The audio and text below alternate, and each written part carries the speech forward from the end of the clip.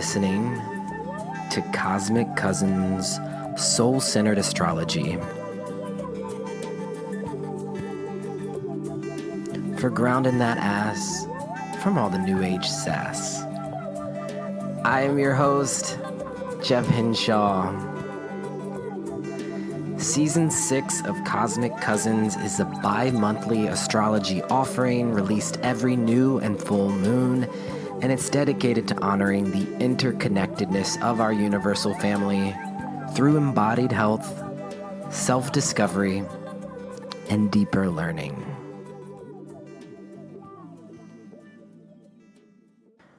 Well, it's Scorpio season. Here we are. We made it. We're diving deep.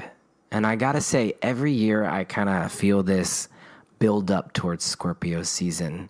I always, in my mind, I remember and I think of Scorpio season as being this really sexy time where we get all passionate and we go into the depths, But Scorpio got here and it didn't feel sexy. It felt much more sobering or somber to me on the first day. That was on Wednesday. Yeah, Wednesday, October 23rd. I felt a complete shift from Libra. And it wasn't that kind of shift that, you might see on Instagram or in the meme culture where everyone's like, thank God it's Scorpio season. It felt, there was a sort of heaviness to me in the air. Did anyone else feel that? I felt the need to be in solitude and to really be in this place of processing all of the transformation that has been going on in my life over the past year, right? And we're coming up to this end of this decade too. We've got the past 10 years to process too. And so as we find ourselves here during Scorpio season, I feel this gloominess in the air. And I don't think I'm alone with this. There's been a few others I've chatted with that would agree, and including the guests that we have on the show this week. And so happy Scorpio season to you. If you are Scorpio, happy your season. So happy Scorpio season, Scorpio sun, moon, rising. And a special shout out to our 8th house suns too. You know who you are. And so we got a very Scorpio episode lined up for you today. Here on season 6, yes, this is season 6, so you can go back in the archives. You can listen to all of the other seasons. There's over 100, maybe over 150 episodes at this point. There's a lot of astro info out there for you, which I know Scorpio likes to dig deep, so this could be a good time for you to connect with those episodes. But here on season 6, since we've done a lot of the astro stuff, we're igniting the inner witch. And so we're connecting with the moon and also with tarot. And so we're following the rhythm of the moon. So there's an episode released every new and full moon. So an episode comes out 2 days before the new moon, 2 days before the full moon. And so here we are. If you're listening to this live, this episode, it's been released on Friday, October 25th, 2019. And our new moon is in the fixed water sign of Scorpio, which is this Sunday, October 27th, 2019. If you're not listening to this live, there will be some medicine for you in regards to Scorpio. And so we're going to talk about the Scorpio new moon today. And also something you can look forward to here on season 6 of the show is the connection to the esoteric occult practice that is tarot. So astrology and tarot, they're both a big part of my life, big part of my offering. Aquarius sun, Aquarius rising, astrology is connected to Aquarius, Scorpio midheaven, Scorpio is connected to tarot. And so both of these tools have offered me deeper healing, deeper self-inquiry. And so we're going to connect with the tarot today in honor of Scorpio. And so I have a new moon tarot spread for you. I've never done a tarot spread for you on the show. So if you do practice tarot, this is a great time of year for you to reconnect with your deck. The spread I'm going to be giving to you today is a 5-card spread, and I'll be pulling cards for the collective. And so it will be a message for all of us for this Scorpio new moon and just for Scorpio season in general. And another reason why I'm connecting with the cards in this way is because I have a new tarot offering that's coming out this January 2020. And so stick around for that. I'll be announcing some information on that. And yeah. And so then after we do that tarot spread, we'll get a chance to connect with an incredible artist and mystic who just created a tarot deck. We have Scorpio Chase Voorhees on the show today, the creator of the Tarot of the Holy Spectrum. And so that conversation will come in a bit. And in that convo, we talk about all things Scorpio, including fear as an artist, right? It's a big thing, especially for Scorpios. So we talk about that, putting your work out in the world. We talk about therapy, religion, and a lot of tarot cards come up, including the Scorpio tarot cards, which, by the way, if you want, you can go ahead and get your Scorpio tarot cards out. I highly recommend it. It's nice to have it as a visual aid, but we've got the Death card, number 13, what I like to call the soul growth card for Scorpio. We've got the King of Cups. This is fixed water. King being fixed, cups being water. And so here we are in Scorpio. We're holding space for emotion. We are creating boundaries, fixed, for reflection. Then we've also got the Judgment card. The Judgment card represents Pluto, which Chase renames in his deck to Awakening, which we also talk about in our conversation. And then we have the Tower card, which is Scorpio's esoteric ruling planet, which is Mars. We've got Death, Judgment, and the Tower hanging out here. Scorpio season is bringing us some really intense work, right? And so we'll connect with all those cards today. And if you're working with the cards, go ahead and get those out. And while you do that, go ahead and bring your awareness to your body and your breath, and we'll transition into our new moon tarot spread for the collective.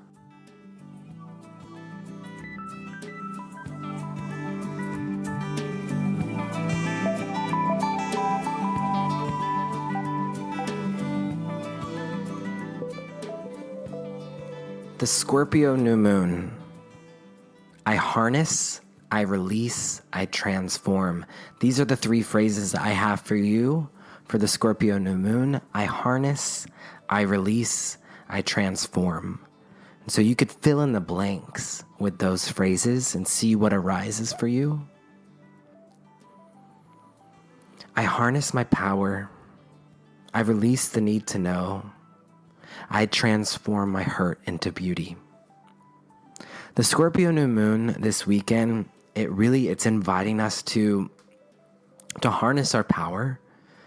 And by doing that, we harness this part of ourselves that is very intuitively able to honor the death and rebirth cycle. And it's only through this death that we can then transform. And I often will think of Scorpio as a creative transformation. So this process, it first takes place by harnessing your power. And so we can get our power from our sexuality. We can get our power from knowing and connecting to these times in which we persevered. So where does the power dwell within you? I harness, right? And then we release. So this is the part this is the dying or the letting go, and it's letting go of the ego. And so this process, it doesn't necessarily come easy. We often will stay stuck in some sort of limiting pattern, limiting situation to avoid letting go. So what is it that you're holding on to? What are you clinging on to out of fear? This will also come in the form of self-sabotage. It can include themes of shame, guilt, unworthiness, addiction, compulsion, obsession. All of these are Scorpio themes. And these are all limiting behaviors that give us a false illusion that we're in control. And I share this with you from a place of experience, right? And so eventually, if we stay stuck in these limiting patterns, shame, guilt, addiction, compulsion, obsession, whatever it is, they will eventually lead us down a dark hallway.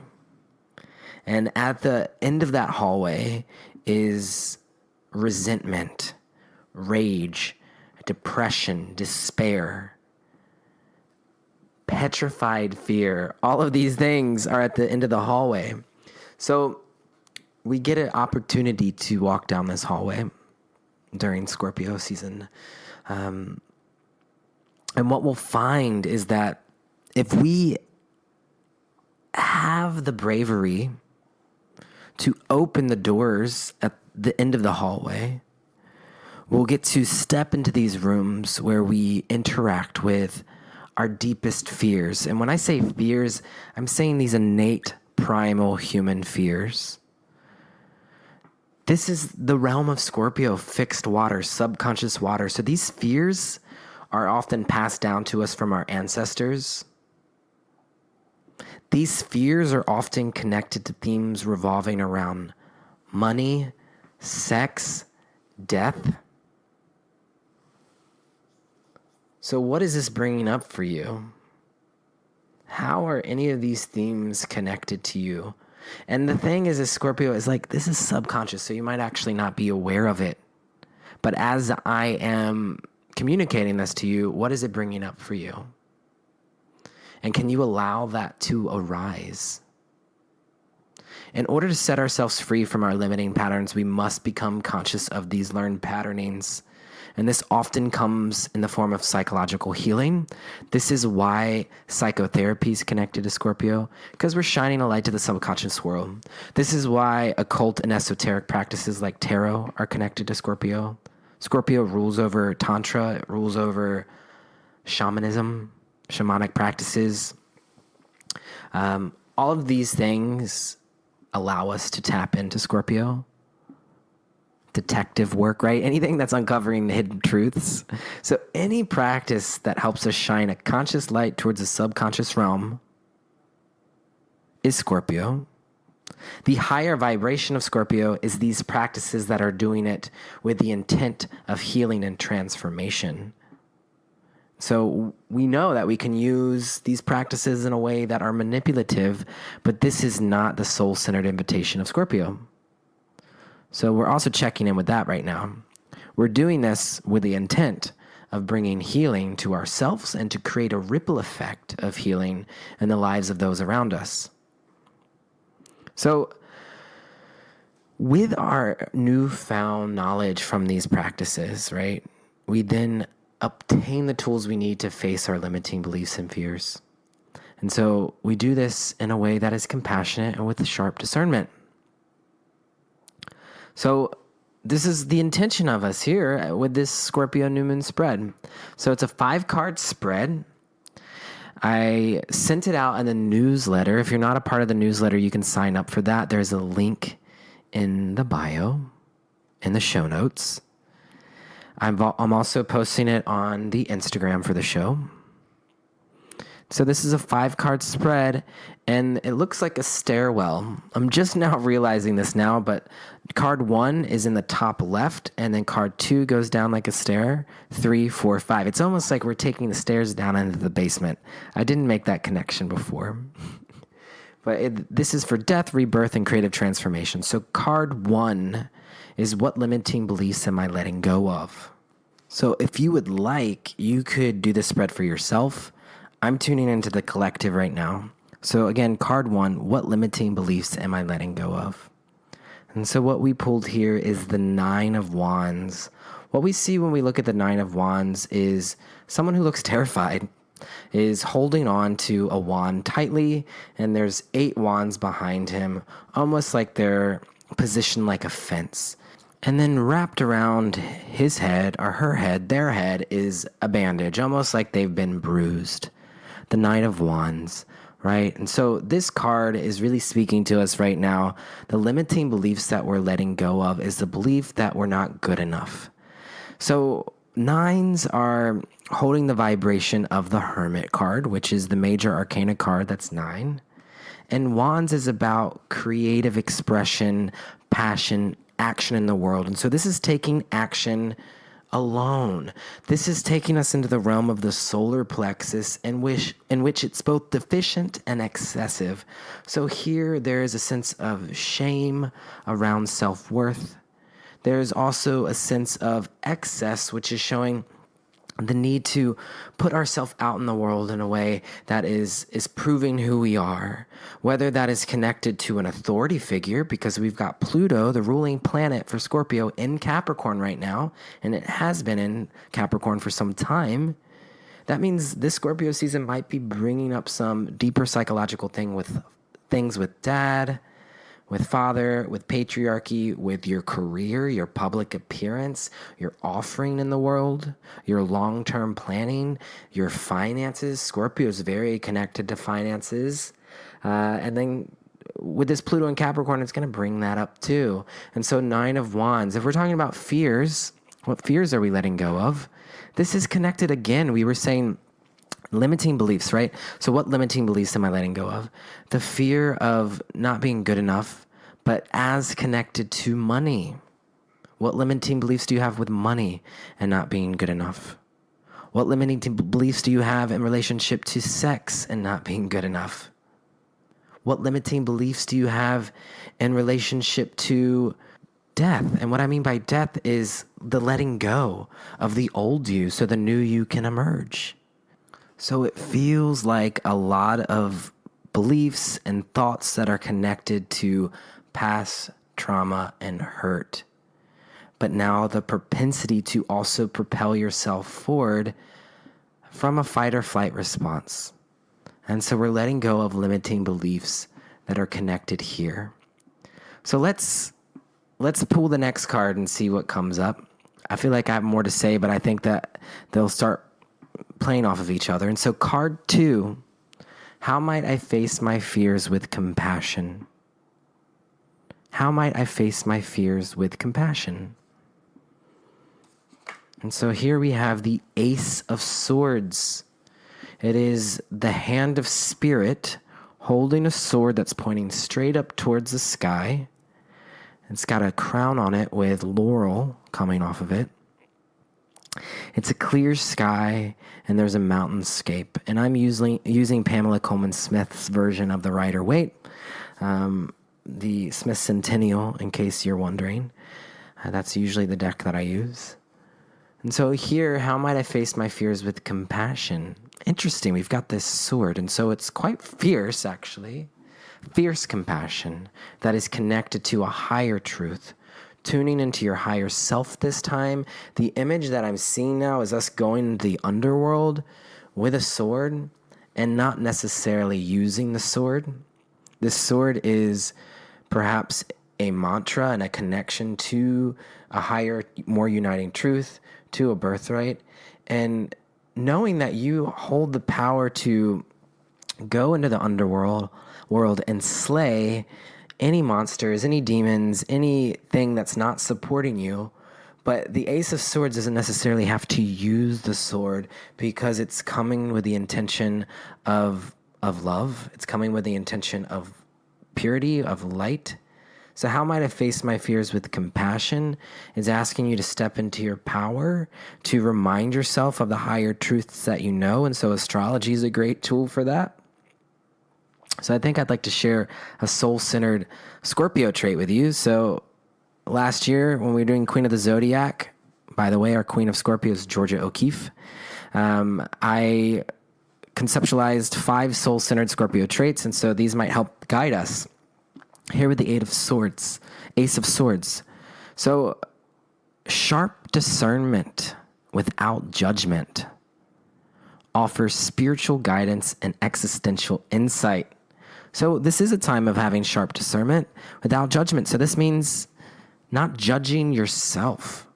When a fear arises around your self-worth with money and sex, when a fear arises around whatever it is that you're letting go of, how might you be non-judgmental and come from this place of discernment?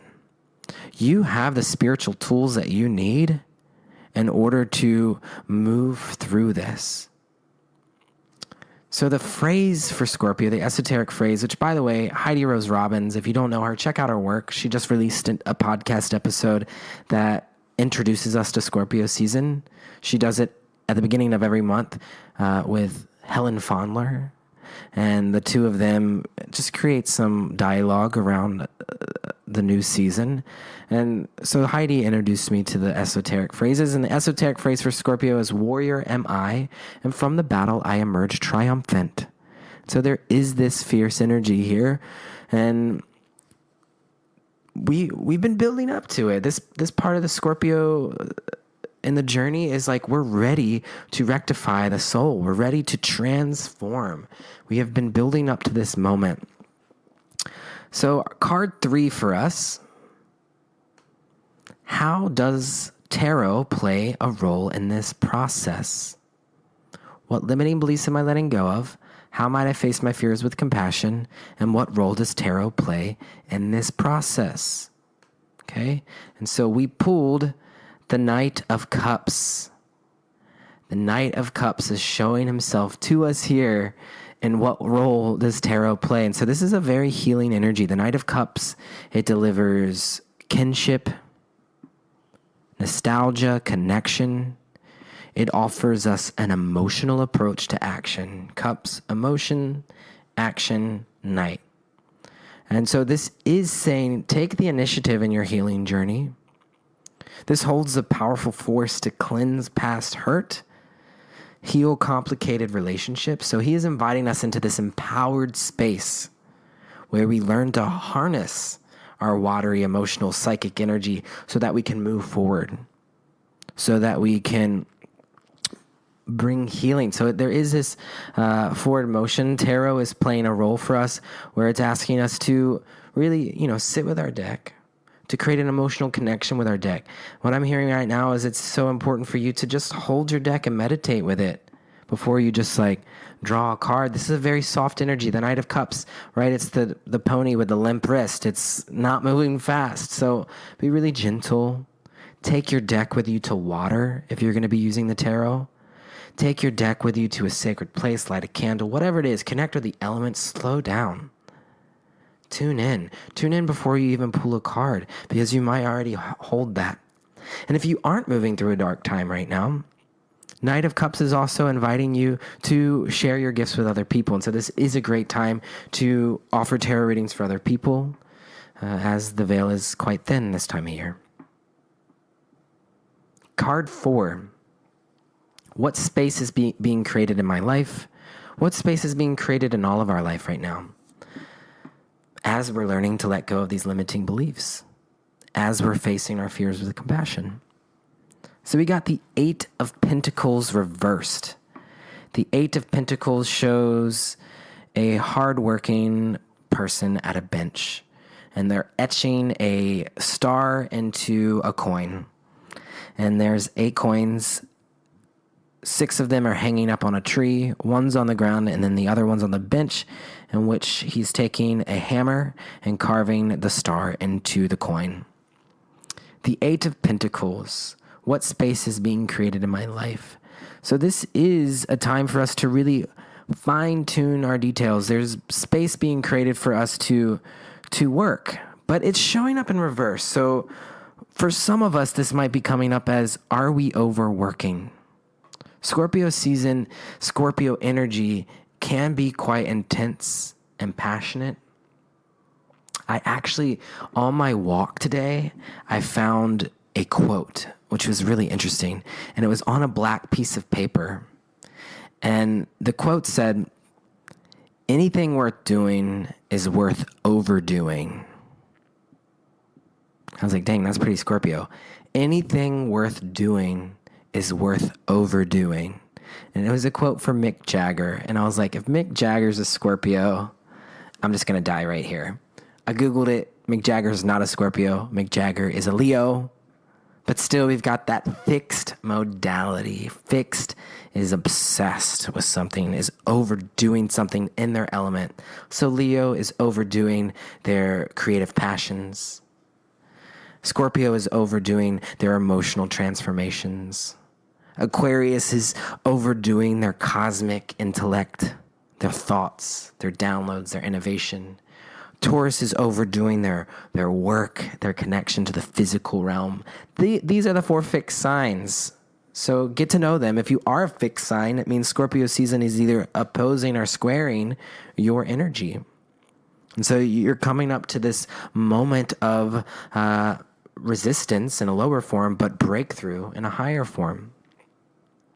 So for some of us, and it just depends on what your astrological energy is, right? I would imagine that for those with more fixed placements, might be overdoing it, might be overworking, might be obsessing with their craft. So what space is being created in my life? The space for you to step back from the workbench and to just be. Not telling you not to fine-tune your craft. But for the more mutable signs, I would imagine that the 8 of Pentacles is showing up for you to inspire you to be more in yourself over Scorpio season, to deepen your connection to your craft. And for the cardinal signs, it might be asking you to follow through a little bit more with your plans, to finish something out, whatever that might be. And so that could be finishing out the emotional clearing process, the transformation process.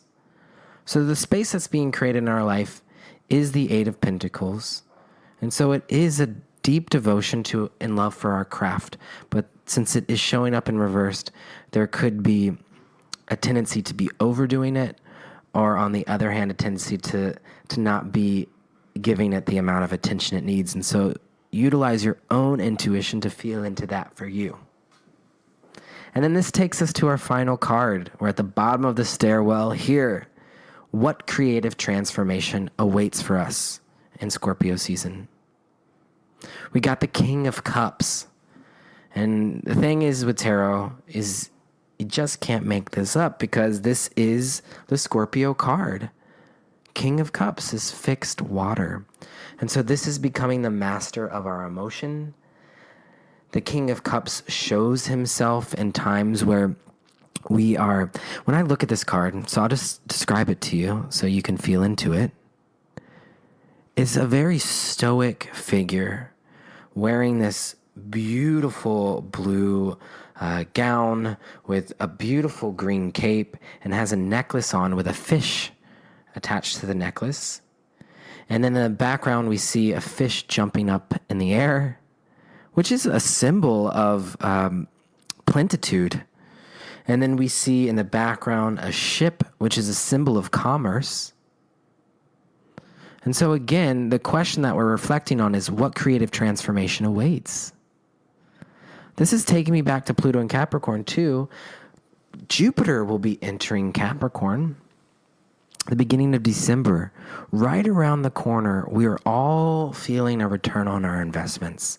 There's a huge expansion of faith that is coming, whether that is material and financial, whether that is more abundant opportunities for your offering, for your public appearance, for your long-term planning. That is on the horizon. So breathing into that, trusting into that. The King of Cups is the most sensitive and compassionate of kings, right? There's 4 kings. So the King of Cups is the king of emotion. So this is ruling from this compassionate place, from this loving place. And so this is responding calmly to crisis. If we're thinking back to the beginning, the first question is, what limiting beliefs am I letting go of? 9 of Wands is a person who's afraid and doesn't feel like they're enough. What creative transformation awaits is you becoming this master of your emotion. You stepping into this place where you're coming from a level-headed approach, where you're not responding so intensely to your emotions, where you're not responding to intense situations. The King of Cups is radiating this sense of authenticity and concern, and is not reactive. Is committed. King is committed to reflection. The King of Cups, it speaks to Scorpio's innate ability to perceive others' motivations and the ability to hold space for others' emotions while also for themselves. Interpersonal water. As we continue through the Scorpio season, but also particularly for the Scorpio new moon, tune into the depths of your being. Give yourself the permission to do that. Right? With astrology, we're tuning into the cosmic realms. This is really asking us to go a bit deeper. So travel into the underworld, face your fears. Take a hold of your rage. Take a hold of your rebellion. Scorpio is a very rebellious energy. Can you feel into it? Can you breathe into it? And the part of the body Scorpio is connected to is the reproductive organs, is the ovaries, the genitals, the bladder. Breathe into this part of your body. Where does the rage live down here? Where is the rebellion? Where is this primal energy? And can you harness that towards manifesting your desires for evolving? What this is going to do, it's going to help to begin to shed layers of stigma and shame that we have attached to our sexuality and our worthiness. And so we're releasing that which no longer serves. Maybe we're forgiving the past. And if we are forgiving the past, we're resurrecting through remembrance of the past. Right? This is the phoenix rising from the ashes. So feel into the power this gives to you. Channel it towards bringing healing to yourself, bringing healing to others. This is a time for us to cleanse ourselves, cleanse our space, making cleansing a part of your ritual. If it's a part of your practice, you could build an altar to honor the deceased. And overall, just open yourself up to some profound insights over this season. I hope this tarot spread has helped you to deepen your connection to the Scorpio new moon and to Scorpio season. And at this time, we're going to transition into some announcements before we head into our conversation with Chase.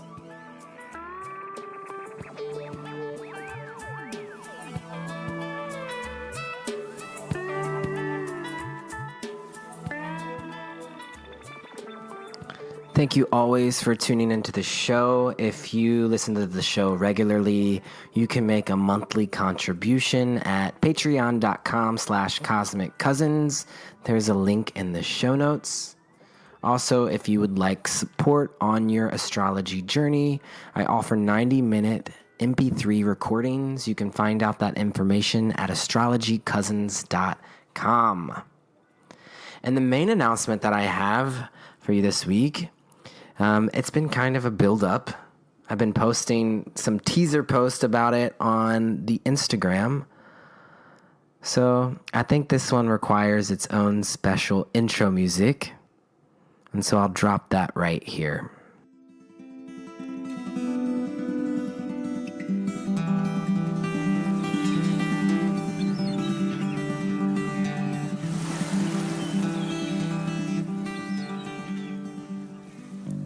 Welcome to the Brooklyn Fool's Tarot Journey, a 6-month ritual immersion of self-discovery through the major arcana of the tarot.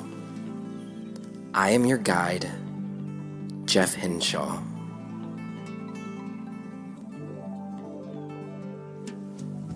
The Brooklyn Fool's Tarot Journey is a deep dive online ritual experience in which you will intimately touch base to the archetypes that live within and without. We will travel from the Fool all the way to the world, deepening your tarot practice through personal myth-making in an integrated, holistic way unlike any other. If you're longing to go deeper, to connect to the philosophy of the Fool's Journey, then take my hand this January 2020 and step off the cliff with me into the unknown world that awaits.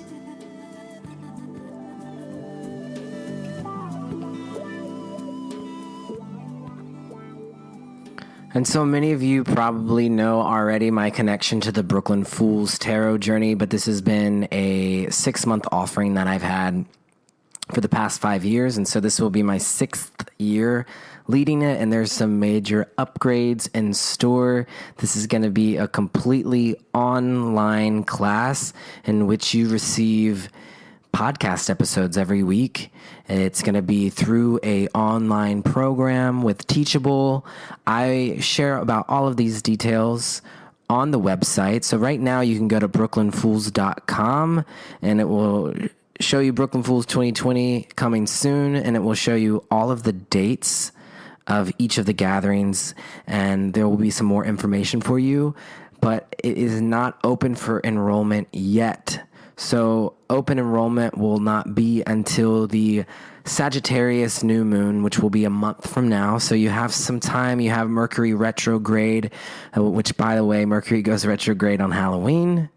And then it goes direct on November 20th. Again, Mercury retrograde, especially during Scorpio season, feels really nice. It feels like a time to really gift yourself the extra time to reinvestigate, to rediscover. So we have Scorpio season to just kind of feel into our tarot practice, our astrology practice, and then come Sagittarius season, come Mercury direct, we'll check back in and enrollment will open. So if you are longing to deepen your tarot practice, sit with it over the next month, see if it feels aligned for you. And I'm really, really looking forward to this year because it's a major upgrade. I'm going to be offering a lot of new ways to look at the tarot. By coming into this in my 6th year, this is my Hierophant year, which is my soul card, and I'm receiving a lot of new downloads in a relationship to the cards through personal myth making, and I'm excited to share that with you. So yeah, sign up for the newsletter if you want to stay up to date. That's a good way. There's a link in the bio, brooklynfools.com, to read a little bit more on this. And yeah, so that's all the announcements I have for us today. And I'd like to give you an intro to our guest that we have on the show. So here with us this week is Chase Voorhees, who is an incredible artist and offers us such a wonderful window into the world of a Scorpio. And I first met Chase through Lindsay Mack of Tarot for the Wild Soul. Chase is Lindsay's husband and partner, so I've spent a lot of time with Chase and Lindsay. We got ice cream together on the first night of Scorpio season right after we recorded this conversation, and I really had a wonderful time chatting with Chase. This is his first ever interview on a podcast, and it's pretty amazing because he had a lot to say. And so he's normally behind the scenes for Lindsay's offerings. And if you ever see any of the video work with like the tarot cards floating in the sky, that's Chase. And so it's really special on this Scorpio new moon episode to be shining a light to Chase. So happy solar return to you, Chase. And yeah, he just finished a tarot deck, Tarot of the Holy Spectrum, which is out of this world. It's a completely channeled deck, and he's really humble about it too. In the conversation, he attributes Lindsay to really inspiring his relationship to the cards. But when talking to Lindsay, she told me that Chase was really channeling his own unique expression of these cards. So anyways, please check out his work. I have a link to his website and his Instagram in the show notes, and also sign up for his mailing list. He was letting me know this is the best way for you to stay in the loop for when the deck is released. And so hopefully that will be released sometime in the next few months. More to come on that. And at this time, we'll transition into our conversation with Chase Voorhees.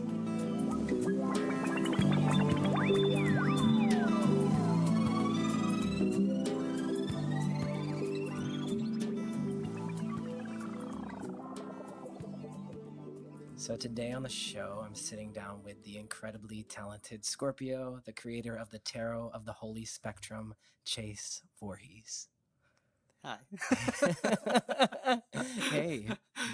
Well, thank you for being on the show today. Thank you for having me. Yeah, I'm so stoked to have you. We originally had talked about this over brunch. So yeah. Chase and I know each other outside of just the tarot community, but we're going to be talking to you all today about tarot and also a little bit about Scorpio. Yes. And so you just created this new deck.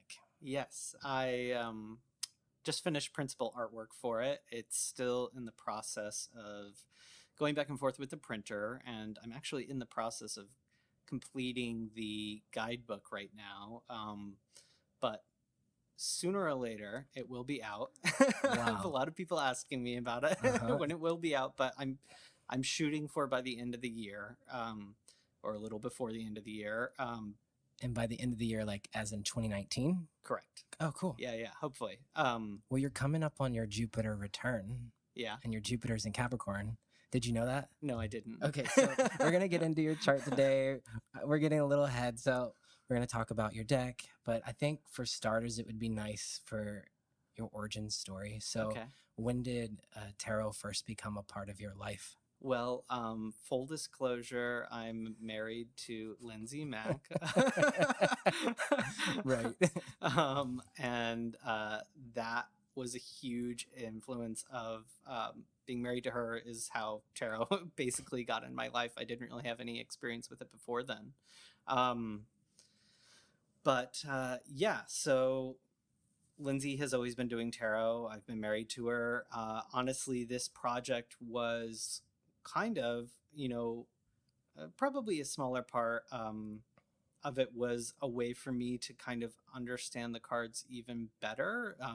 We talk about tarot a lot, as you would imagine, basically every day. Yeah. And I'm a visual learner, and sometimes I just need to go through those journeys by myself. And Yeah. so I think going through each card and kind of learning it that way has been really helpful for to me, and has helped us create kind of a shared language, because when we're talking about a specific card, then I can kind of reflect and be like, well, what was the imagery that I kind of channeled and made for that card? Or like, how does that look in the Rider Waite or Smith Rider Waite? And just kind of go from there. I think my biggest exposure to tarot is, I'm kind of rambling right now, but I do all the production for Lindsay, and through her big tarot course, Tarot for the Wild Soul, just animating that and editing it and shooting that and doing all of the production for that. It's a pretty huge crash course in the tarot. So I think just honestly through osmosis, I've picked up so much, and yeah. Yeah.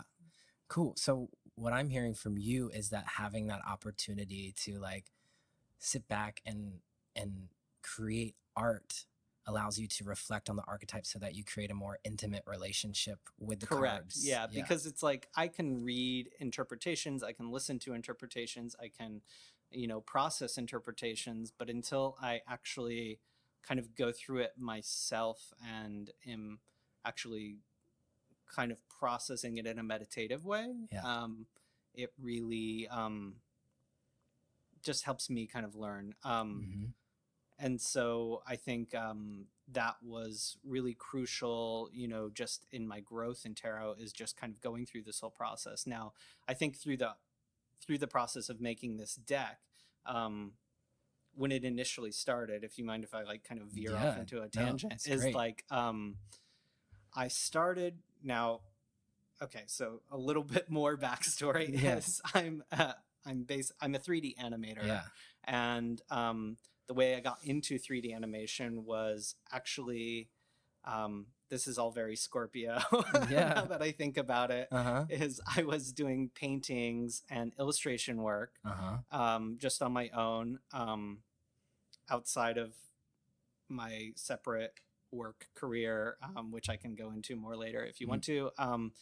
But basically, I was drawing things in the human form. I'm not really that great at kind of visualizing in a more realistic way. So I was using my knowledge of 3D animation, which was very basic at the time that this was happening, to create models, the same way like an artist would use like a puppet or something like that, to kind of visualize the way things look. And I was modeling things in 3D, then projecting them and kind of painting on top of like, what I had modeled and things like that in real life. So like on canvas and like paper and things like that.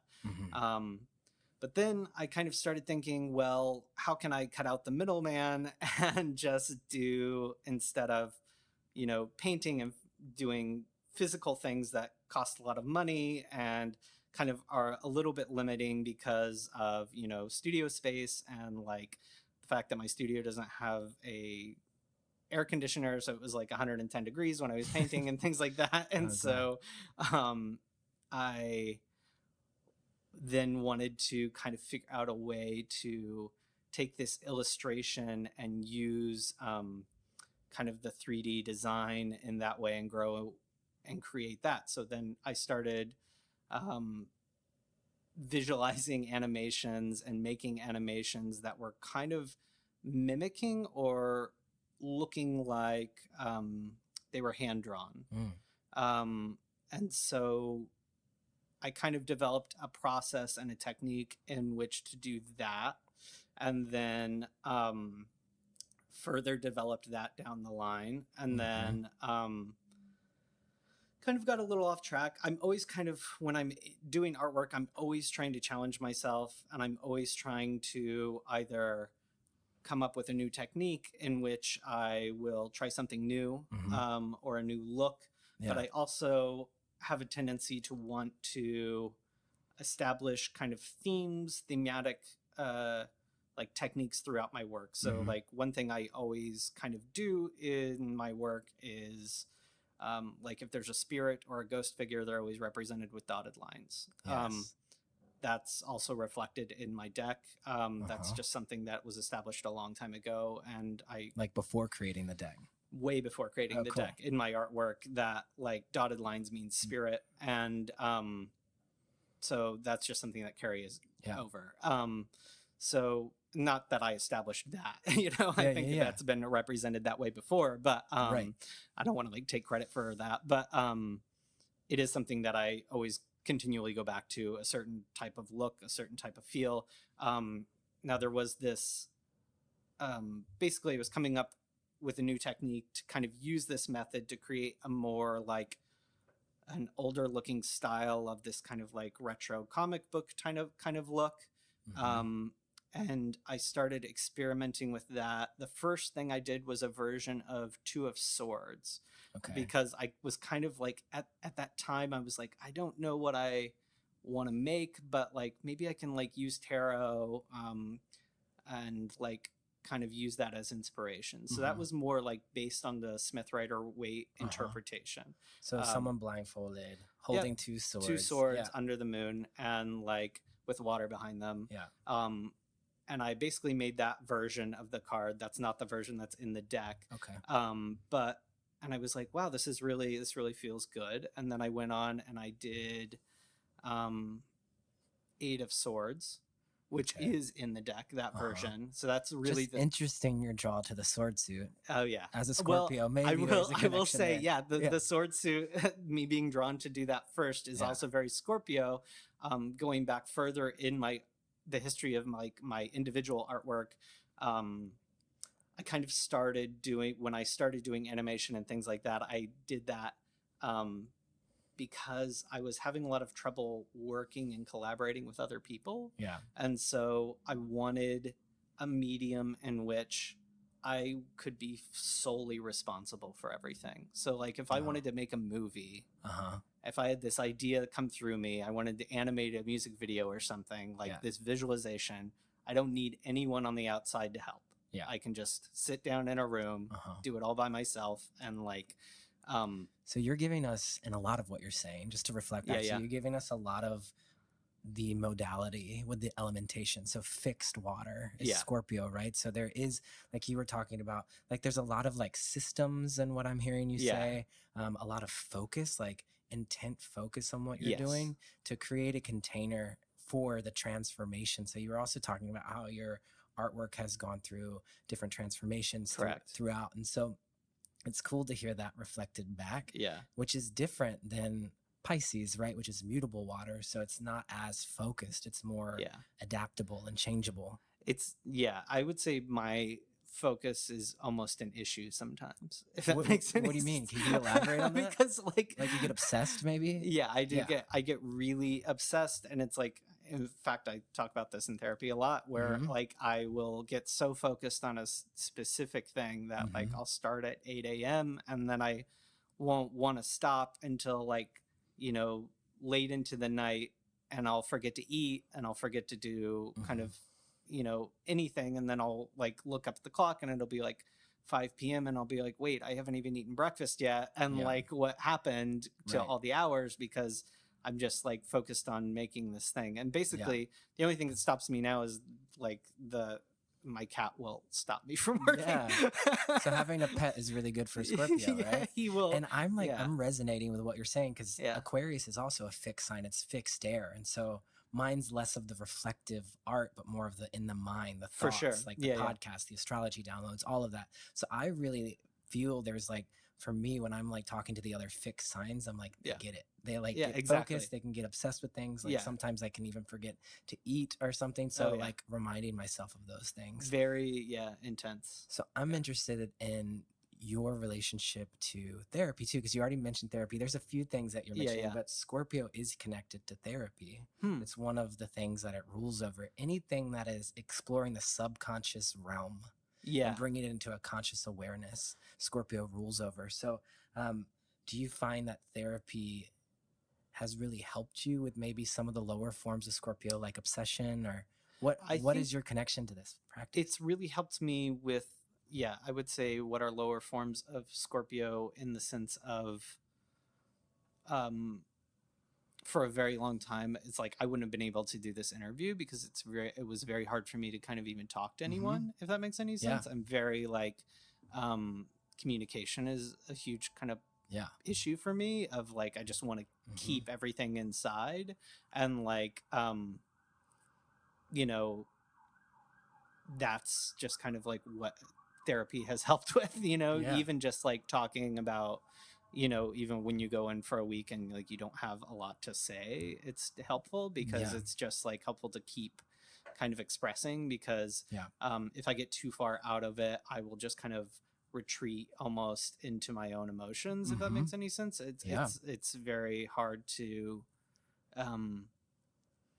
which is also the flip side of Scorpio. I was thinking about this earlier today, that like when I was younger, I used to have extremely intense emotions, which I think is probably pretty normal for a lot of people. But as I got older, that kind of shell, if that makes any sense, thing got stronger and stronger. And it was more just kind of like projecting this, nothing bothers me kind of thing, which it's easy to still project a lot of the time. And it is something that I work on a lot to try and get back in touch with that. But it's like the emotions were so intense that then my psyche went the other way and just kind of was like, okay, well, I can't engage with any of that anymore. So I'm just going to shut it all off. So it's one of those things where communication and that kind of practice is super helpful to not kind of go down that road that Scorpio sensibility will kind of lead you a lot of the time. And so when you say communication, I look to your chart to Mercury, which is the planet of communication. You have Mercury in Scorpio. Sun in Scorpio. Is it okay if I share your chart? Don't share it all. Pluto in Scorpio, and then Saturn in Scorpio. So you have this mega Scorpio stellium happening, and your Mercury in Scorpio is hanging out next to Saturn. They're 2 degrees apart from each other. So in the lower form, that can be restriction. Saturn's restriction around communication. But in the higher form, when you learn to commit to communication, particularly through the lens of Scorpio, so communicating about occult, esoteric, psychology, like these Scorpio themes, you become an authority in that. Saturn is where we are also an authority in our chart. So it's cool to see like how the restriction can also mean that you're learning to commit to communication. Mercury next to Saturn. I'm also looking, you have Chiron, which is wounds in Gemini. So this is wounds around communication. And that's in your first house. So it's around your very sense of self. So that makes total sense too.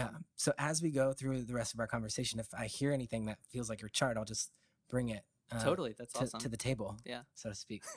So let's look at some of these questions we have here. So I posted on the Instagram asking if anyone would like to ask you some questions, and so we got a lot of responses in, and here are some of the ones that I thought would be cool to talk about. So this one we kind of went into, but maybe we can go into it a little bit deeper.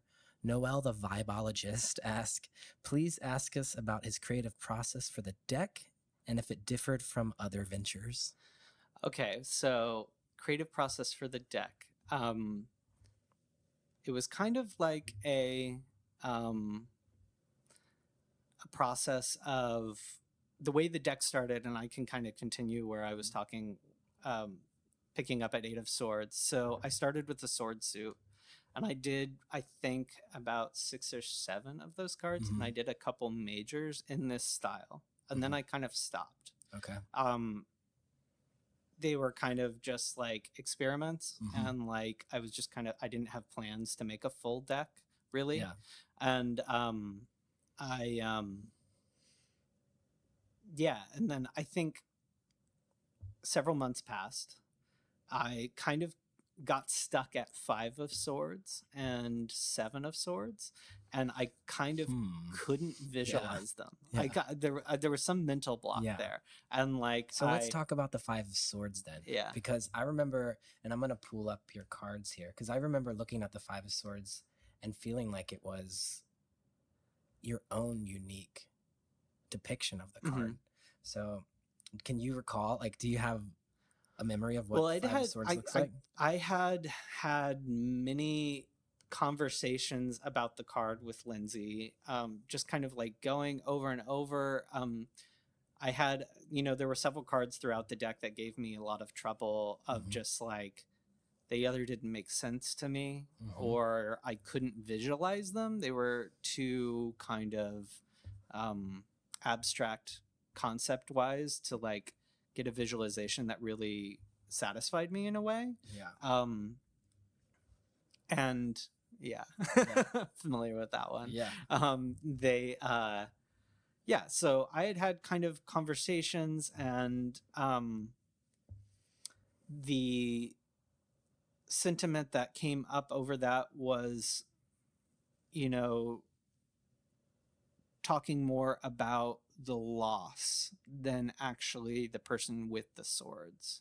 Okay. And so featuring the person who had lost the swords versus the person who had gained the swords, and kind of experiencing, like, looking through their emotional compass, if that makes any sense. Yes. And like, and just before we go on, just so everyone that's listening is on the same page, traditionally in the 5 of Swords, if we're looking at the Smith Rider Waite, the person in the foreground is a man with like flaming red hair who I often think looks like Donald Trump. I just like associate him with him for some reason. I think I like pulled that card like the week that he got elected, so I can never like unsee that. Yeah. But he's essentially like hoarding swords from 2 people on the beach who have their head in their hands and they're like kind of like crying. So it's cool because what Chase has done here is kind of given like the other side of it, where it's instead of the person hoarding the swords, which we see in the background as a shadow figure, we're now looking at this one figure who's close up in the foreground. Yeah. So just so you all listening are kind of like getting what we're talking about. Yeah. So it's just basically a switch of focus, right? So to kind of redirect focus on the loss versus the gain, if that makes any sense. Yeah. So this is an image I'm looking at right now, and it's definitely speaking to me of something that we might all be moving through during Scorpio season. Is there anything about the 5 of Swords that, like while creating it, that like for me, like when I'm like tuning into like an astrological energy, I start receiving downloads in my own life. And I'm wondering, like, as you're making a card, are you like thinking about something in your life that when you felt that way, or like, are you emotionally processing something as you're going through it? Or is it a bit more removed and objective? I think it's probably a bit more removed. And now there probably is like subconscious, I'm thinking of those things. Hello, Scorpio. But I'm not consciously really engaging with that. I know a lot of deck makers do that, but that's not something that was really going through my head when I was making this deck. But which does feel very Scorpio to me. And it's interesting because the Zodiac Queens, the 2 queens that are painters, are water signs. Yeah. Which is Queen of Cancer, Frida Kahlo, Queen of Scorpio, Georgia O'Keeffe. So there is something in this like creative process of reflection that is very prominent with water signs. But most of Georgia O'Keeffe's quotes when she's talking about her work, she's like, no, I didn't paint the bones because they remind me of death. It was just like an object that didn't move, like a person moves, and I'd much rather paint something that doesn't move. Exactly. And then she's like, it's not Yeah, so yeah, deep yeah. and dark like you guys think it is. Yeah. And so I'm hearing a little bit of that in what you're a saying. little bit, too. yeah. And also the thing that happened with, so going back to Five of Swords, just continuing on that, I felt that that card and the Seven of Swords were kind of this roadblock.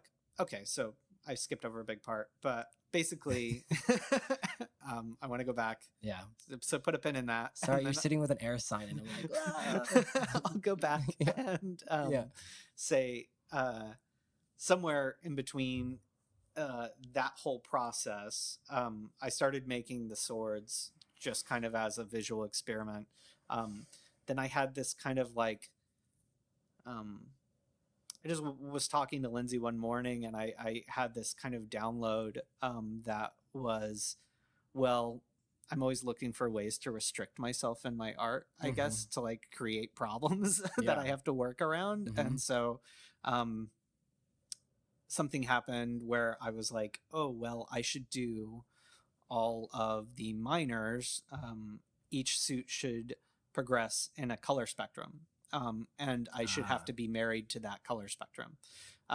So it starts with like red and goes to orange, and like I have to work within those colors. So the base of each card needs to be adhere to that. And then I kind of started already visually making all the swords blue. And I was like, well, what if, each object for each suit is also tied to a color? So, wands can be green, pentacles are yellow, swords are blue, and cups are red.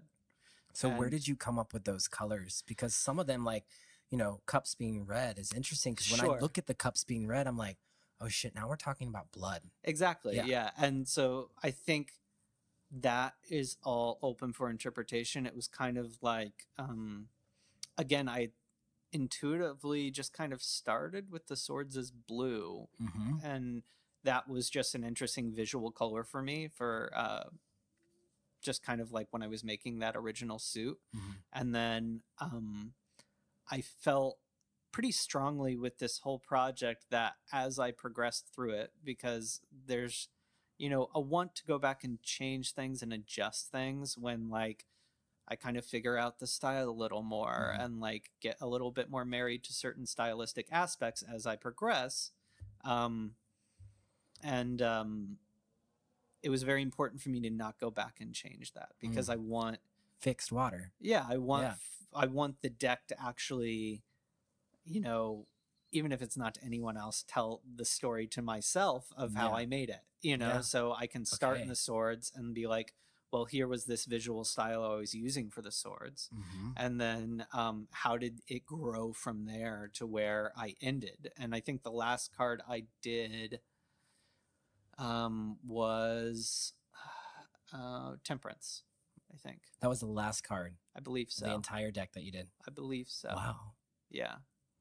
It's Temperance. Okay. Which was also one of those cards that gave me trouble for a very long time. Yeah. Also Justice gave me a lot of trouble for a long time. The Justice and Temperance were the last two cards that I did. Wow. Just visualizing. And what was the first card? The first card that I did was Two of Swords, but I redid that one just because that was just kind of a basic experiment. And then I redid it when I was redoing the whole sword suit. So is there any poetry or meaning to you that Temperance is the last card? Yeah, I guess there is. I hadn't thought of it. Yeah. Well, you can sit with it. Yeah. If anything comes to you. I think, it was just kind of one of those things where, so I thought each suit should be a color spectrum, and I should have to kind of work within those bounds, even if they don't make a lot of sense. So it's like you end up with the Six of Swords.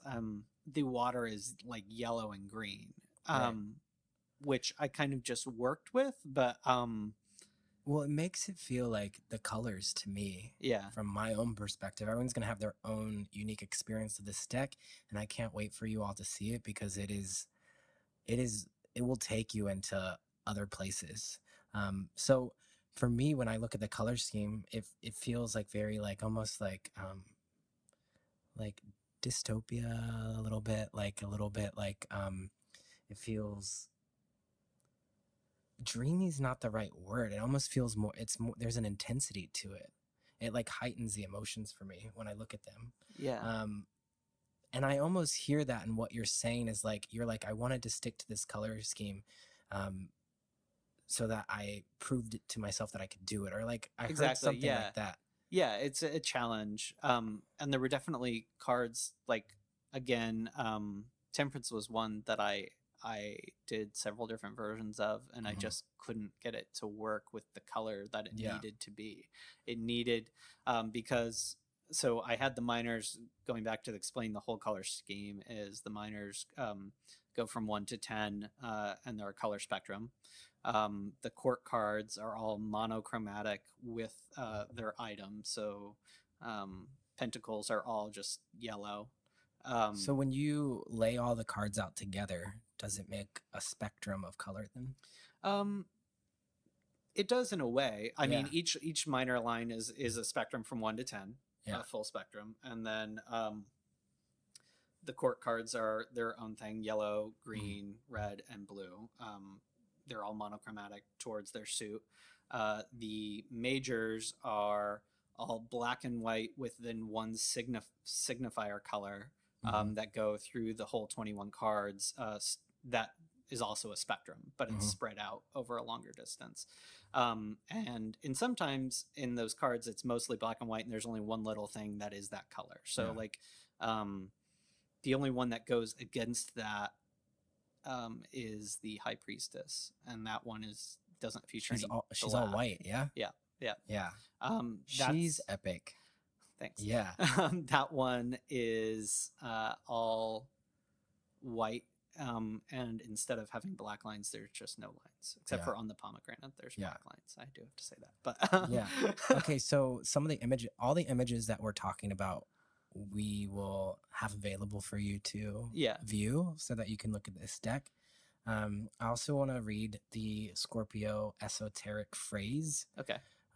Because in some ways it sounds a little bit like your process. So I'm going to read it and see what you think of the phrase.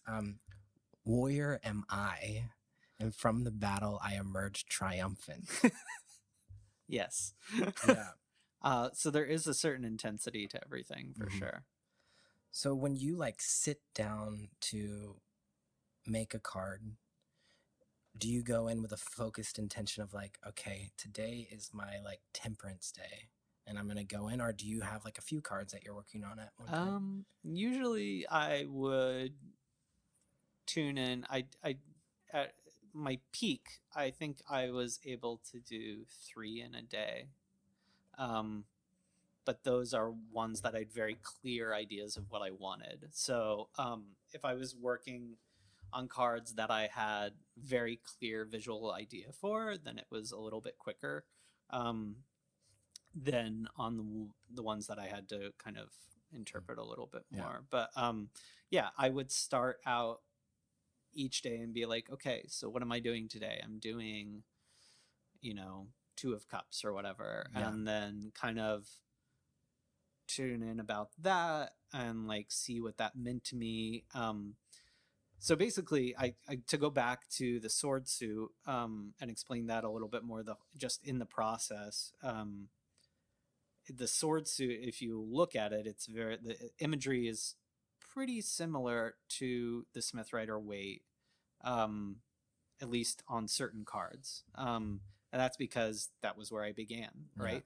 And so I was just kind of doing a visual reinterpretation in this style, right?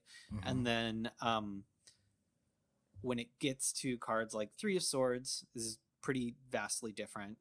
And can you explain that difference, just so people listening I think the 3 of Swords was the first one where I was looking at the card and which is a heart, right? Yeah, it's a heart with 3 swords through it, right? And there's a storm going on, and I kind of was like thinking in my head, and I think this is where I started kind of either intuitively or I had this inspiration to change it. Yeah. And it just kind of was like a visual download in a certain way. And I wasn't, at the time I made that card, I wasn't married to making a full deck. But for whatever reason, I was like, I want to change this card and kind of visualize it as something different. So the upgrade that I'm seeing, it's a lightning storm now. yeah. And it looks like, for me, it looks like almost like the person falling out of the tower. Like there is a tower energy here because of the lightning, the person falling. The person is falling on 3 swords. On 3 swords in the sky. But there's a hand reaching out from a cloud, and it's hard to tell really if the hand's trying to save them. Correct. Or if they're the hand that put them there in the first place. Yeah. So also, and this goes back to like, I think throughout my work as an artist, as I've grown, I always like it to ask questions of the viewer. Element of mystery. Yes. Yeah. So I've tried to, throughout this deck, there's certain elements that, you know, I have my own interpretation of it, but also to myself, it's also, I like asking the question, right? Yeah. Another card that does that, I think, is 7 of Wands. I sometimes have trouble remembering the numbers. So yeah, so I'm going to pull up the 7 of Wands and let's see. 7 of Wands shows a person on top of a mountain and another person climbing the mountain, and the wands look like the ladder, except the person on the top of the mountain is holding a wand and looking down at them.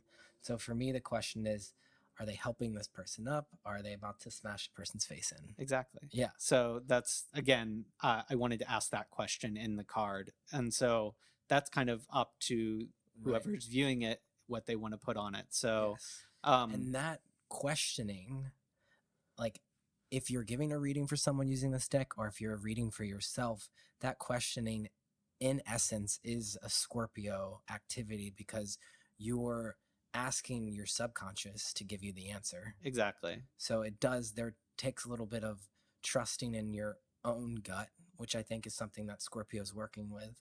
And it's interesting, these ones that are calling the question to mind have like a little bit of like violence to them, or like a little bit of, you know, like there's like, so it's cool. And that actually speaks to, you know, my artwork back, you know, going back a couple years, when I kind of got into this style. It was this, I was creating artwork for like kind of years, and I would never show anyone. Oh, wow. I used to work in theater. That's how you and Lindsay met. It is. Yeah. But I'm always a backstage person, obviously. Like in production, again, with like even Lindsay's courses and things like that, I'm always in the background. Again, this is my first interview ever, so you're doing even great. Though I've done, you're killing it. Thanks. Yeah. I've worked. You've had a lot of practice listening to interviews. Yes, So. I've worked with lots and lots of people, but I always work in the background, and so I think there was a couple years ago, I started kind of posting artwork on my Instagram, but I started doing everything in kind of this horror genre style, which isn't something I've ever really been interested in, but it felt like I had so much fear about posting my work and like exposing my work in a certain way. And so in some way that fear, which is a Scorpio theme, fear connected to the ego. And so it's like the ego self dying in order for this creative transformation to occur. Exactly. So let's kind of shift gears, and we've talked a lot about the minor. Yeah. I would love to create dialogue around your depictions of the Scorpio cards that are in the major. Sure. And also just, it is cool that you were originally inspired by the imagery of the Smith Rider-Waite, because we are in Brooklyn, which is where that deck was created. Yeah. So I just wanted to bring that in so people know that you're based in Brooklyn. There is like this kind of mystical quality to Brooklyn with tarot that I've encountered with like the Brooklyn Fools, and just like meeting Lindsay and Brooklyn and all of that. So it's holding that energy. So The cards I use to connect us to Scorpio: Death as a soul growth, which is pretty obvious, number 13. Judgment, which is Pluto, the ruling planet. Tower we can bring in too, because Mars is also connected to Scorpio. It's the esoteric ruler, Mars. And then court card, King of Cups, which is fixed water. That's what I use. King being fixed, cups being water. Which your King of Cups is really interesting. Maybe we'll start there, because it is, you have your own interpretation of the King of Cups. So would you mind describing the King of Cups to our listeners?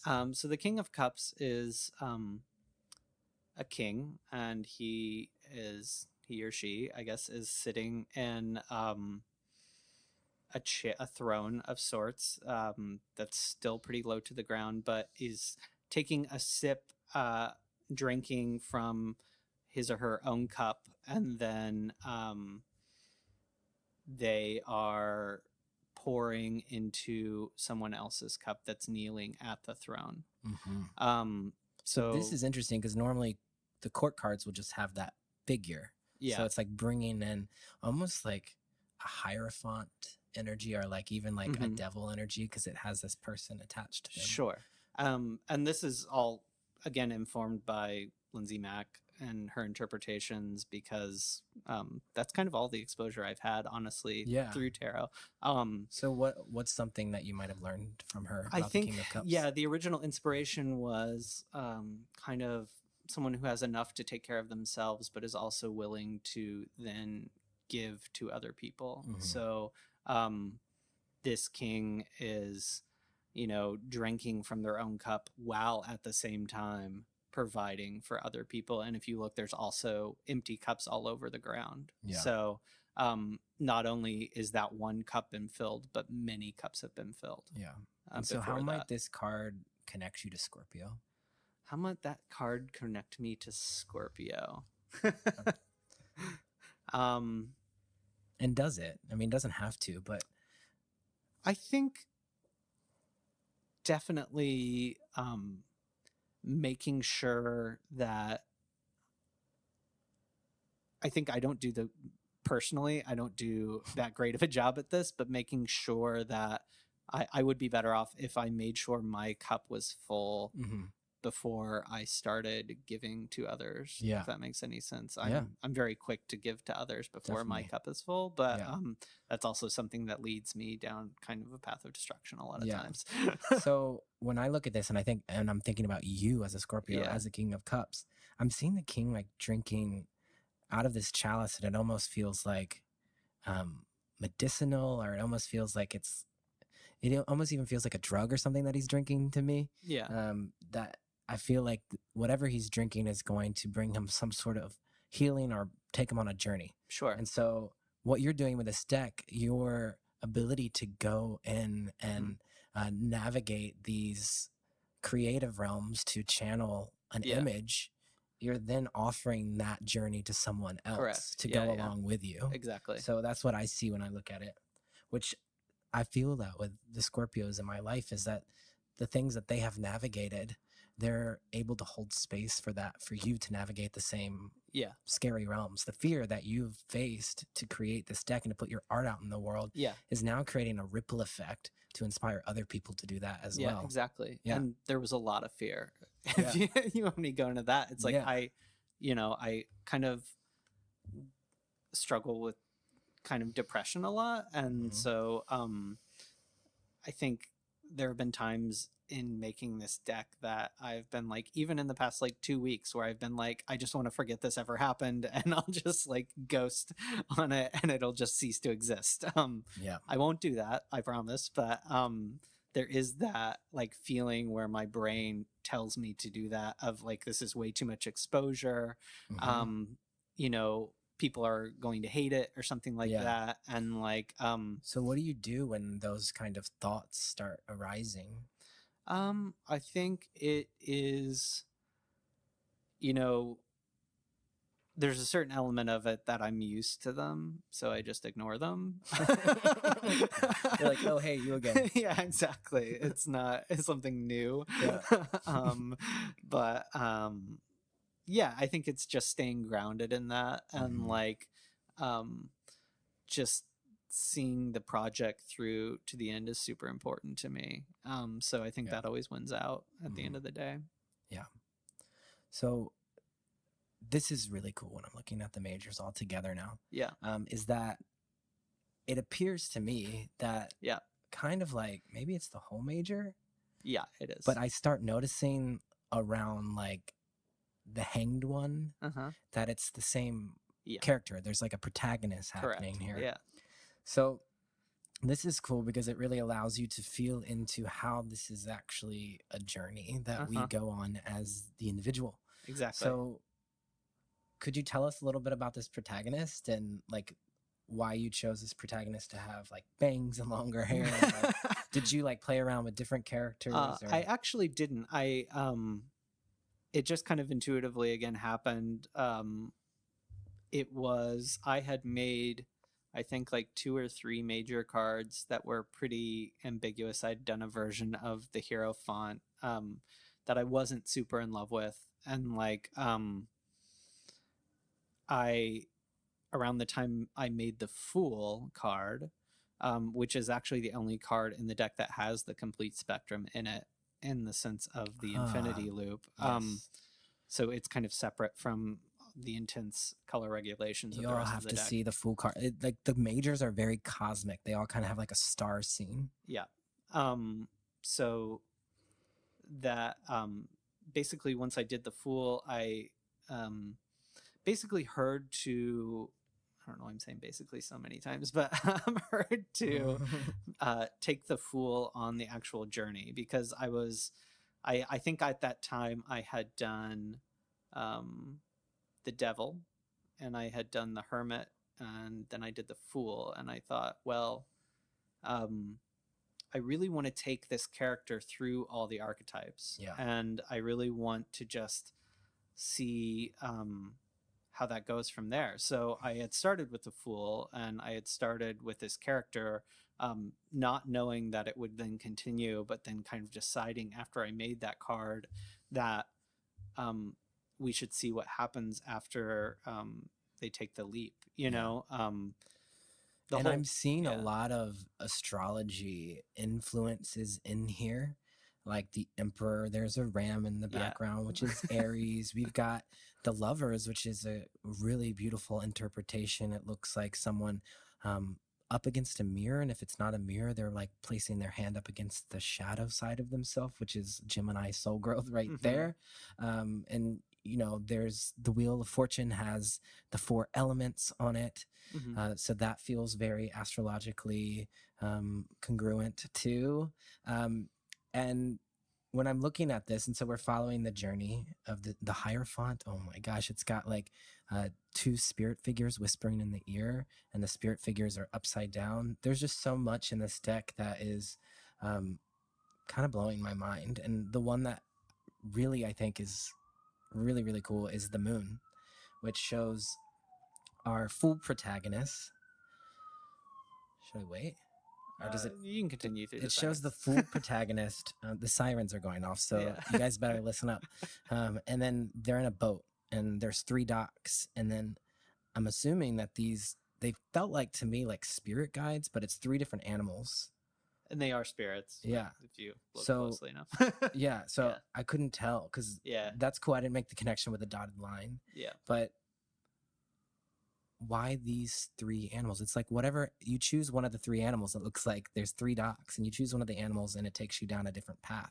But it also looks like the paths might all be leading to the same place. Sure. So it's almost like choose your own adventure, I guess, you know, but it looks like a deer or like a... Yeah, there's a deer, a wolf, which is kind of in honor of the original Moon card. Yeah. And then there is a horse. Yeah. And so if you also look, just to add on to that, if you look at the star, the moon, and the sun, they're all connected in the same universe as far as that physical space goes. Oh, wow.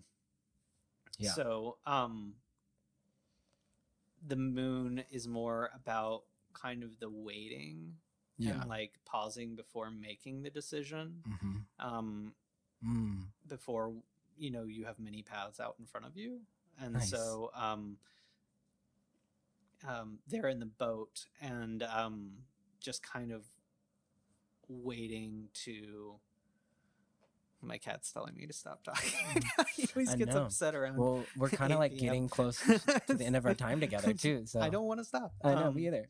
So so it's more about waiting the decision to kind of choose, Yeah. and pausing before that. Yeah. Beautiful. Yeah. So we said we were going to touch base with some of the Scorpio cards. So death is beautiful. It is the a skeleton that's in fetal position surrounded by flowers. And that goes back to the death card was, it's a little bit of a departure from the visual representation of the protagonist, but it's also, I like to think that those are the bones of the protagonist, honestly, and I think the only other card in there that's a departure from the protagonist is the devil. And the reason that is there is because I think of the devil as an invitation. Mm-hmm. And so you're taking the point of view of the protagonist in that card. And so the devil is like reaching out to shake your hand. Yeah. It's just like, an opportunity.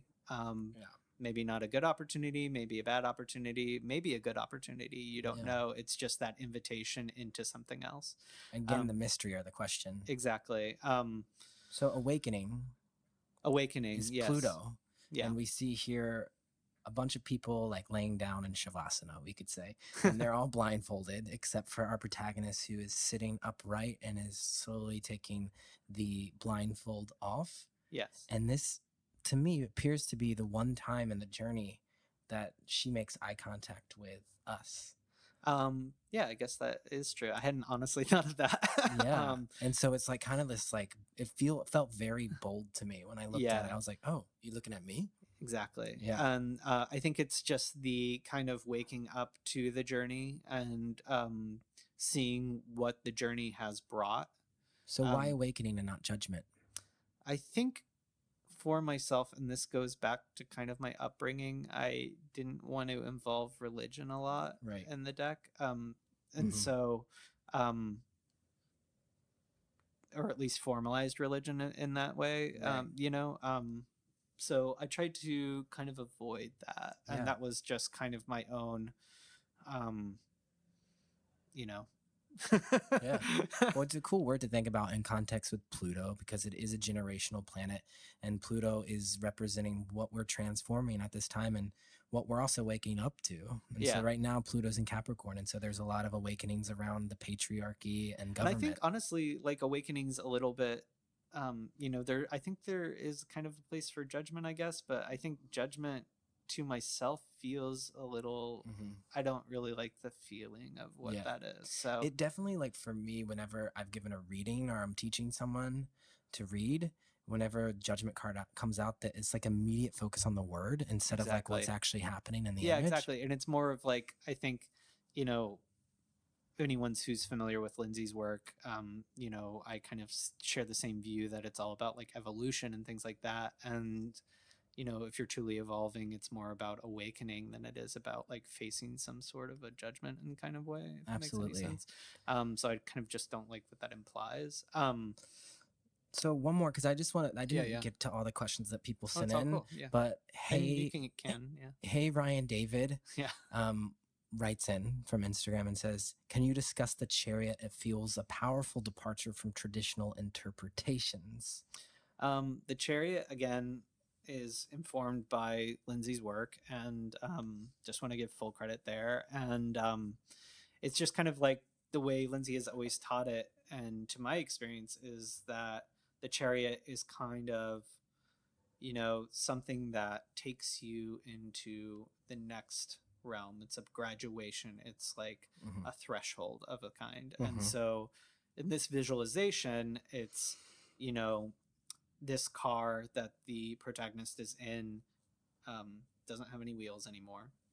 Oh yeah. They're riding in it, still on their way down the road, but in front of them is a spirit that's calling them into the next phase, if that makes sense, inviting them to exit the vehicle and proceed. But it could also almost like they're stopping the vehicle too. Like Yeah. that could be another for me when I'm looking at, Could because be. the spirit's like in the middle of the road. Yeah, So, exactly. So there's nowhere further to go without going into this next kind of phase. But yeah, either way, they're coming into contact with a spirit. Exactly. Yeah. Yeah. So, okay. So, let's see. We kind of already talked about this again, but just to repeat, because people, now that they've listened to you talk about your deck, are going to want to know. But Vetiver and Cedar writes in, desperate to know when we can get our hands on this deck. Any news regarding the pre-order? No. I'm Y'all bitches gotta wait. Yeah, you just it's coming. It's coming as soon as I possibly can have it to you. I am kind of choosing to hopefully not do pre-orders, and if I do them, it's going to be a very short pre-order because I don't want people to have to wait. And and to be sure, I will announce on the podcast when you do have that information out, so y'all can make sure that if you listen to the show regularly, you'll hear it in the announcements, and I'll keep you up to date. Right now it's pretty much in a phase where it's kind of relying on the printer, so I don't really have a lot of I can't give an accurate estimate of when it actually will be out. But it will be next year sometime, maybe even at the end of this year. End of this year or next year, very early next year. It should be, I'm shooting for before the end of December. But so Jupiter enters Capricorn at the beginning of December, which is an expansion on all things in relationship to what we've been working on. Diligently and like over time. And I know I feel that in my own life.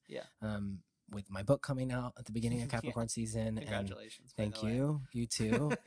So there, and this is your Jupiter return. So this will, that's a very auspicious time for you. It's like a time of expansion and fortune and, So anyway, Jupiter and Capricorn in your chart. So that's cool.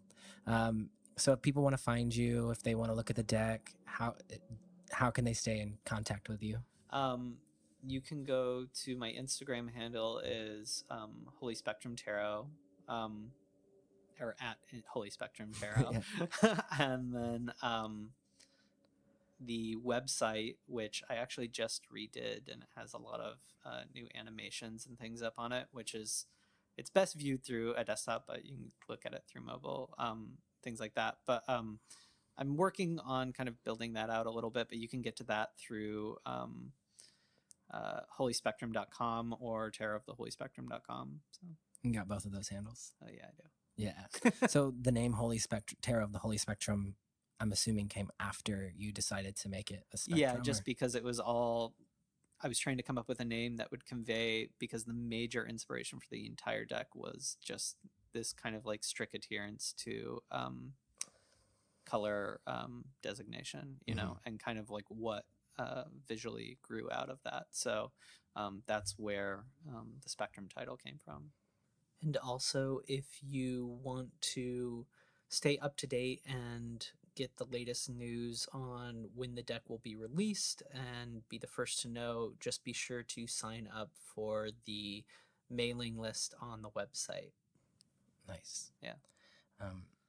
Cool. So to close out our time together, we usually play on the show Cosmic Slip and Slide, which is a 60-second game where I fire off as many questions as you can answer. Great. In those 60 seconds. I don't have I wrote the questions on my notebook, but cool. We're also gathering. It's the first night of Scorpio season that we're recording this. And, by the time you listen to this, it will be the Scorpio new moon. So I'm going to try to just riff off the top of my head some questions in 60 seconds. So it's also going to be challenging me too, but somehow it feels appropriate with Scorpio and also with us in the shadow of Mercury retrograde. Great. So I'll put 60 seconds on the clock. And then we'll start now. Besides the color black, what color would you most connect with Scorpio? Besides the color black, purple. Okay. Which astrological sign is Scorpio most likely to hang out with? I hang out with Aries. Yeah. Nice. What music connects you to the energy of Scorpio, like genre or like even a musician? Oh, dark synthesizer music. It's all I can describe it as. Nice. Where have you traveled that connects you to Scorpio? Is there a place that comes to mind? Connects me to Scorpio. I would say probably the Pacific Northwest. In one word, how would you describe Scorpio in the morning? Tired. Nice. And then what is a trait of Scorpio that has never resonated with you? I think I think varying degrees I have identified with a lot of Scorpio traits. You're like, I'm fucking Scorpio. Yeah. Yeah. So thank you for being on the show today, Chase. It was awesome. Yeah. And happy Scorpio new moon to you. And thank you so much for having me. Yeah, what an honor. Thanks.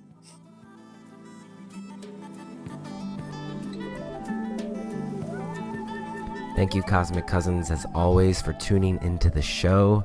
This show would not be possible without you. If you're interested in learning more about my astrology offerings, go on over to astrologycousins.com.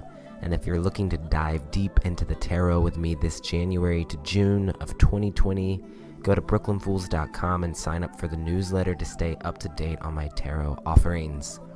Both of these websites are linked in the show notes, along with a link to the Instagram for the show and a link to the Patreon. If you'd like to donate to the show, go to patreon.com/cosmiccousins. Again, this is a free offering from my heart to yours. Thank you for being here. Scorpio new moon blessings to you all. Take sweet care, cousins, and remember, deep breaths.